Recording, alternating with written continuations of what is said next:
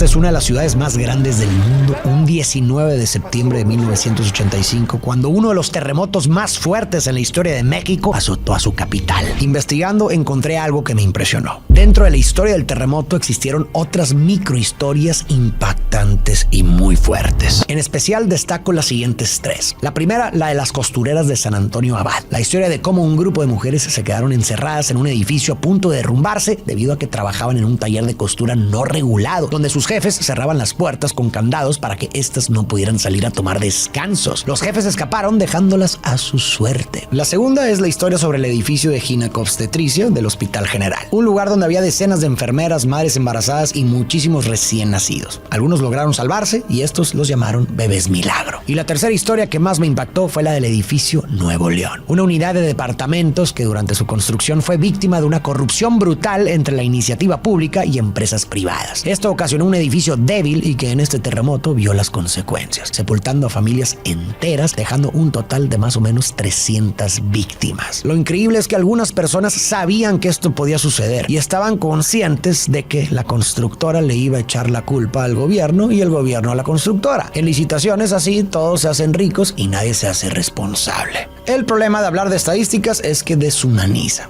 No eran cifras, eran personas reales, personas representadas en alguien como el doctor Ángel Zambrano, que no sabían que sus vidas cambiarían para siempre esa mañana. En la mañana del temblor, Ángel se encontraba trabajando en el Hospital General, en el área de ginecobstetricia, donde se atiende a embarazadas, bebés y mujeres en labor de parto, sin saber que ese mismo edificio, en solo unos minutos, quedará reducido a escombros, como lo vemos en estas imágenes. En el hospital, Ángel atiende partos y pacientes. Afuera, la vida transcurre con normalidad. Una reportera practica hablar frente a la cámara junto con su fotógrafo, la gente toma el metro y muchas personas ya están en sus trabajos. Personas como José, quien atiende en un restaurante. José se despide de su esposa, quien es enfermera y está a punto de salir a trabajar al mismo hospital que está por colapsar. El doctor Zambrano va a tomar un descanso y desayunar en el restaurante de José, quien le pide un consejo sobre un anillo que quiere regalarle a su esposa. Pero justo en ese momento, exactamente a las 7:19 de la mañana, las tazas, las mesas y el suelo comienzan a sacudirse. Todos en todas partes se preguntan si verdaderamente está temblando, hasta que la sacudida es tan fuerte que disipa cualquier duda. Un terremoto está sucediendo. La intensidad aumenta, las enfermeras protegen a los bebés, la reportera observa cómo los cimientos se quiebran y el doctor, junto con José, decide salir del restaurante. Los edificios de la Ciudad de México no aguantan más y comienzan a colapsar, sumergiendo las calles en nubes de polvo y escombros. Algunos se derrumban por completo y otros sufren daños estructurales tan graves que es solo cuestión de tiempo para que también colapsen. El doctor Zambrano busca a José, quien apenas puede caminar. El doctor sabe que sus enfermeras y pacientes están en el hospital, así que corre hacia allá. José lo sigue, ya que su esposa también se encuentra allí. Sin embargo, es hasta que recorren las calles cuando realmente se dan cuenta de la verdadera magnitud de este evento. El tráfico está completamente detenido, la ciudad colapsada y los gritos de horror de las personas se escuchan a lo lejos, quienes quedan horrorizadas al ver edificios completos reducidos a escombros. Una vez que el doctor llega al hospital, ayuda a mover a los recién nacidos a un lugar más seguro, a la vez que el resto del personal ayuda a evacuar a los enfermos que pueden debido a que el edificio está a punto de caerse. La gente se apura a sacar a los que pueden y la situación es tan crítica que el doctor decide ya no entrar. Y justo cuando el hombre sale, el edificio termina por colapsar, dejando sepultados a cientos de personas dentro de él. Enfermeras, doctores, residentes, pacientes y hasta recién nacidos. Personas como José y su esposa, quienes no sabemos si están vivos o ya han dejado de respirar. Ver este colapso deja al doctor Zambrano en estado de shock. Al ver que el edificio en el que trabajaban está completamente destruido, una de las enfermeras usa sus propias manos para remover escombro por escombro. Piedras tan pesadas que apenas si puede sostener. El doctor Zambrano se une y motiva al resto del personal del hospital que logró salir a hacerlo, ya que no hay información de en qué momento llegarán las autoridades y como médicos saben mejor que nadie que cada minuto cuenta. Es así como, sin equipo ni palas, estas personas se abren camino entre los escombros para ayudar a los suyos. Una labor que parece titánica, pero en ese momento es la única opción. Este colapso fue completamente real. En este sitio fallecieron un total de 249 personas, 85 pacientes, 94 recién nacidos, 47 residentes médicos, entre muchos otros. No obstante, también hubo algunos recién nacidos que lograron sobrevivir, bebés a los que después se les conocerá como bebés milagro. milagro. Pero en un momento vamos con eso. Por su parte, la reportera que vimos al inicio llega al centro histórico donde el terremoto también ha hecho estragos. Aquí, en la calle, otra mujer le pide ayuda porque sus compañeras están atrapadas en un edificio. Tienen que salir cuanto antes porque las construcciones han quedado profundamente afectadas y agrietadas. Parece que es cuestión de tiempo para que muchas de estas terminen por colapsar, aplastando a todo aquel que se encuentra dentro. Cuando la reportera se acerca para ayudar, vemos que unos hombres huyen del lugar cargando rollos de tela hacia una camioneta. A pesar de que la reportera les pide ayuda, ellos se marchan. Cuando los ciudadanos se acercan para ver por qué las mujeres están atrapadas y no pueden bajar, descubren que se trata de un taller de costura ilegal. Una maquila donde explotan a las trabajadoras, manteniéndolas encerradas con candados durante largas jornadas. La reja tiene un candado que impide el acceso, por lo que algunos de los hombres que se detuvieron a ayudar corren a buscar herramientas para liberarlas. La reportera graba los testimonios de las trabajadoras, quienes dicen que los patrones las dejan encerradas en jaulas como animales. Esta situación que ves aquí, por más increíble que suene, sí pasó en la vida real. Y se trata de las costureras de San Antonio Abad, una de las historias más perturbadoras de ese fatídico día, y que se descubrió gracias a este terremoto. En el centro histórico de la ciudad había edificios que originalmente fueron oficinas o departamentos, pero con el tiempo se transformaron en talleres textiles. Fue una negligencia total, ya que no estaban preparados para soportar el peso de las enormes máquinas de coser, las máquinas para planchar y los almacenes llenos de toneladas de rollos de tela. Los pequeños sismos previos, que son comunes en la Ciudad de México, ya habían debilitado la estructura, pero nadie imaginaba las consecuencias que eso traería. La fuerza de trabajo en estos talleres estaba compuesta en su mayoría por mujeres, quienes laboraban en condiciones deplorables y por un sueldo miserable. Trabajaban entre 10 y 14 horas al día, cortando tela, pegando cremalleras y cosiendo botones. Además, los contrataban por periodos cortos para evitar que generaran antigüedad. No contaban con prestaciones de ley, les descontaban el día si llegaban tarde y tampoco tenían derecho a descansos o asistencia médica en caso de enfermedad o embarazo. Como algunos testigos relatan, los dueños de las maquilas solían decirles: esto es una fábrica de vestidos, no de bebés. Para evitar que las trabajadoras se tomaran un descanso o escaparan por unos minutos, algunos empleadores incluso cerraban las salidas con candados, lo que terminó por condenarlas a quedar atrapadas cuando el edificio colapsó sobre ellas. Los testigos también cuentan que los dueños de los talleres llegaron con picos, palas y camionetas, pero no para ayudar a sus trabajadoras, sino para salvar sus productos, cajas fuertes, dinero y mercancía, dejando a las mujeres que los enriquecieron atrapadas entre los escombros. Como toda su operación era al margen de la ley, lo que menos querían era declarar cuentas o hacerse responsables de los daños humanos. Pasados algunos minutos, los hombres que fueron por ayuda regresan con herramientas y logran liberar a algunas trabajadoras. Mientras la reportera continúa registrando lo que pasará a la historia, el doctor Zambrano y sus compañeros hacen lo posible por encontrar a sobrevivientes bajo los escombros. Estas acciones dan resultados, ya que a lo lejos se escuchan voces de enfermeras. Estas mujeres corrieron con suerte, ya que no fueron aplastadas por los escombros, sino que estos crearon una especie de cueva que las protege, pero las aprisiona. Las enfermeras también lograron resguardar a algunos recién nacidos, a quienes les han estado brindando calor y protección. Pero antes de ver qué sucede con las enfermeras y recién nacidos, permíteme contarte otra de las tragedias más grandes que tuvo lugar en esta historia. Solo que esta, además de ser una tragedia humana, también fue un acto de corrupción por parte del gobierno y empresas privadas. Este evento del que te estoy hablando fue el derrumbe del edificio Nuevo León, una de las zonas con más muertes en la ciudad a causa del terremoto. Para personificar esta historia seguiremos a esta mujer, una secretaria llamada Gabriela, quien trabaja para un hombre con influencias en el gobierno. Vemos que su esposo, Alberto, lleva ya casi un año desempleado y que tiene 2 hijos, el pequeño Beto y una hija mayor. Por el desempleo de su esposo, Gabriela tiene problemas con él, con quien discute constantemente. Después de pelear, sale de su departamento y se va a trabajar. Su esposo se queda en casa, su hijo se alista para ir a la escuela y su hija mayor no se encuentra en el departamento porque anda platicando con un chico que le gusta en la azotea del edificio. Y como ya te puedes ir imaginando, este edificio en el que la familia vive es el edificio Nuevo León, mismo que está a punto de verse de esta manera: una montaña de escombros, concreto, acero y cristal. A inicios de los 60 se planeó y edificó una unidad habitacional llamado Nonoalco Tlatelolco. Fue pensado para albergar a miles de familias en sus más de 90 edificios y departamentos de diferentes alturas, siendo los más altos torres de hasta 22 pisos. La construcción de Tlatelolco también incluía áreas verdes, escuelas, centros comerciales y servicios públicos, con una planificación urbana que reflejaba los ideales del funcionalismo y el urbanismo moderno de la época. Dentro de esta gran cantidad de edificios se encuentra el Nuevo León, uno de los más grandes y que contaba con 15 pisos. Pero Pero aquí viene el problema. El proyecto se financió con recursos tanto públicos como privados. El gobierno de México, a través del Instituto de Infonavit y otros organismos, proporcionó una parte importante de los fondos para garantizar la construcción de vivienda asequible para las clases media y trabajadora. Esto es muy importante, ya que al haber sido recursos públicos hubo mucha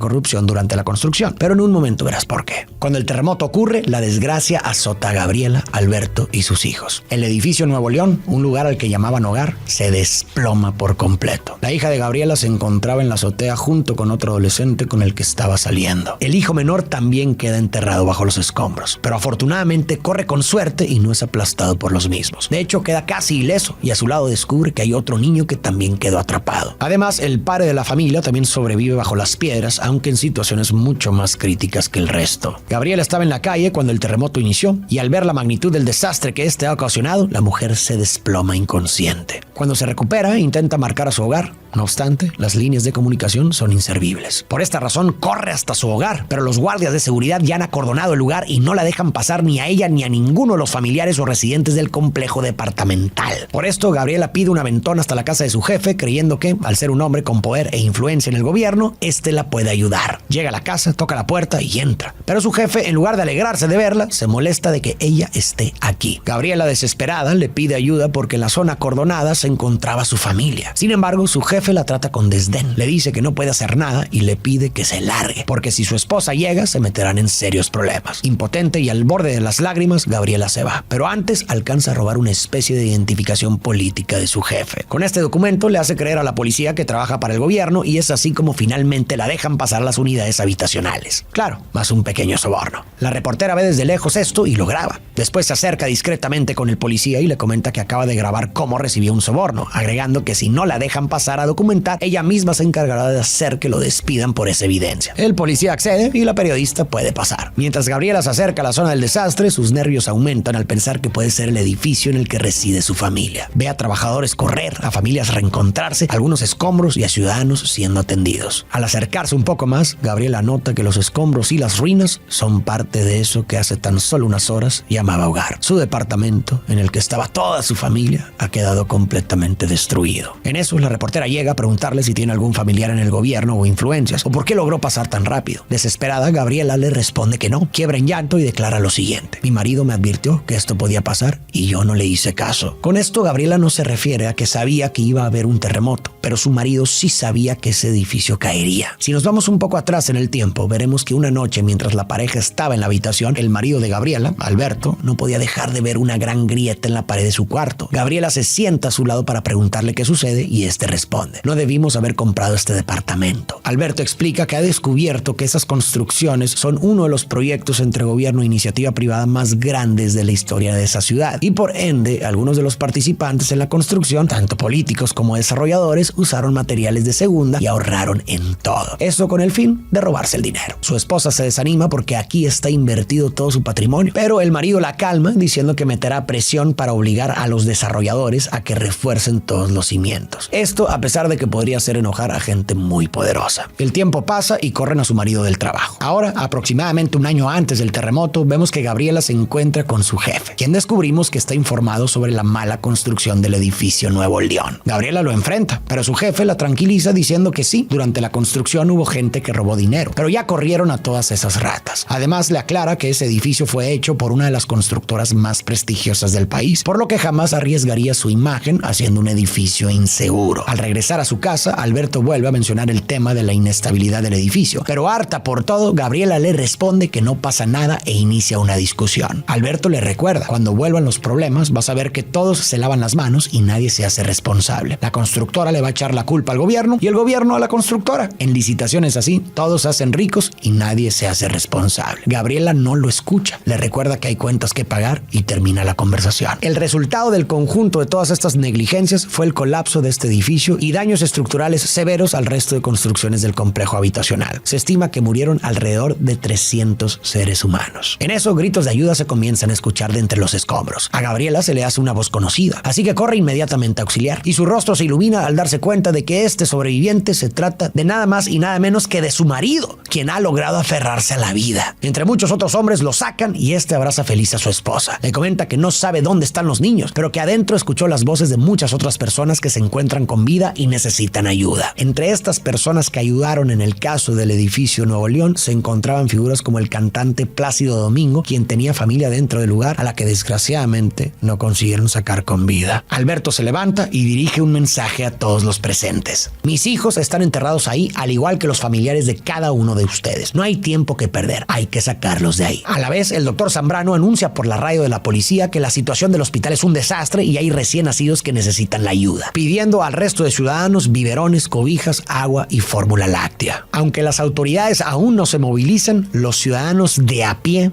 personas ordinarias, se coordinan para hacer una labor extraordinaria: salvar vidas. Sí, ese 19 de septiembre de 1985 México presenció una tragedia, pero también fue testigo de un milagro. Unidos como un solo pueblo, los mexicanos comenzaron a actuar entrando a las zonas de riesgo, moviendo las piedras y los escombros con sus propias manos a través de interminables cadenas humanas para sacar a los sobrevivientes. Algunos otros se encargaron de movilizar el tráfico, supliendo a los semáforos rotos para que la ayuda en automóvil pudiera llegar rápidamente. Las enfermeras improvisaron hospitales en las calles, restaurantes o cualquier lugar que pudiera ser de ayuda para atender a los heridos. A los pocos días, las brigadas de rescate llegaron con personal experto en terremotos y con amigos en cuatro patas, quienes estaban entrenados para poder detectar a personas enterradas bajo los cimientos. Estos fueron cortesía del equipo de rescate suizo, quienes estaban altamente capacitados para emergencias como esta. Otro grupo extranjero memorable fue el francés, quien llegó a la capital con más de 400 hombres. Participaron el Cuerpo de Bomberos de la capital, la Cruz Roja Mexicana, grupos de Scout, brigadas universitarias, grupos de Pemex, mineros de Pachuca, la Marina y muchos otros.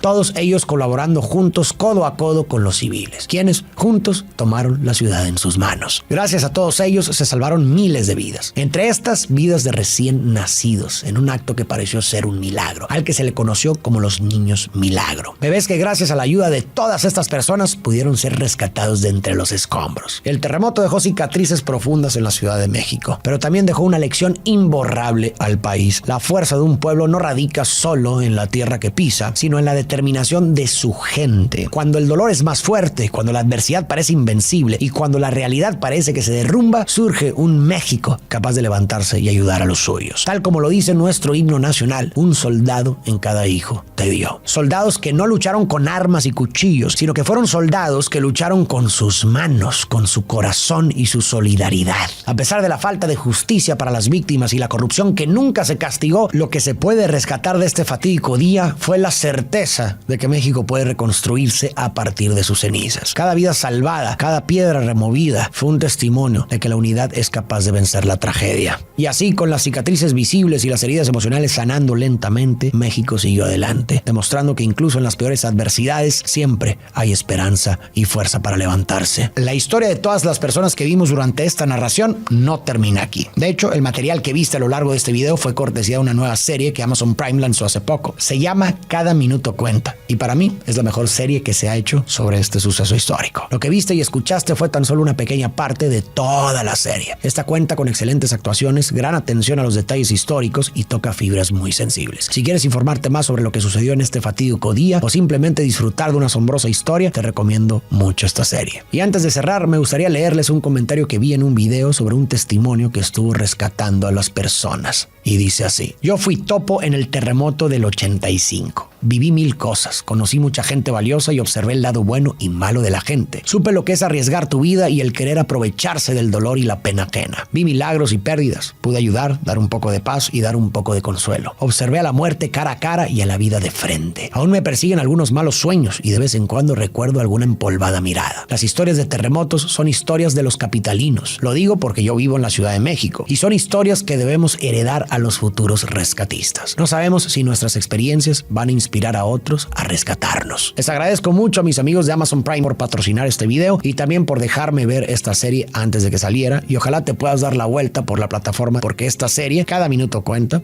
está muy buena. Espero que hayas disfrutado de esta historia y tú y yo nos vemos en el próximo video.